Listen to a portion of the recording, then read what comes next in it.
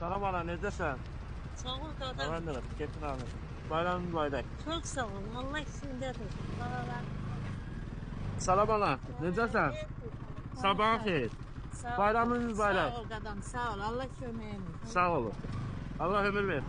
Salam ana, necəsən? Sağ ol. Bayramın mübarək. Sağ ol, sağ ol. Allah köməyini. Salam ana, necəsən? Sağ ol, Allah köməyini. Keyfin alın. Bayramın mübarək. Çok sağ ol. Ben de İsmail'e istedim. Çox sağ olun. Salam aleyküm. Ana necəsən? Bayramın mübarək. Yok canım, Allah Keyfin alın. Sağ ol, Allah razı olsun. Gələcəklərini yapasını qardaşlar. Sağ ol, çox sağ ol. Nəyin var? Tam kısa bayramın nə? Çox sağ ol.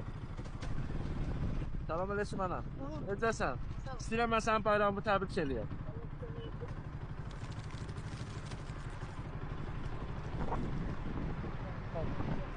Salam. Necəsən ana?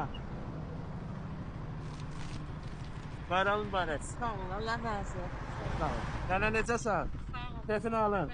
Sabahın xeyir. Sağ ol, Allah razı olsun. Bayramın mübarək. Sağ ol. Allah ömür versin. Allah yolunu açıq eləsin. Sağ ol, çox sağ ol. Sını bol eyləsin. Sağ ol ana. Necəsən ana? Sabahın xeyir. Mən sənin işinə bayramı təbrik Sağ edirəm. ol qadın Əlim, oğlum, çox sağ ol. Siz sağ ol. Allah ömür versin.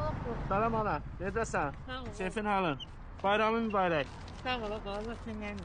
Çox sağ ol. Təbrik edirəm. Allah Çox ömür sağ ol. versin. Allah sənin köməyini.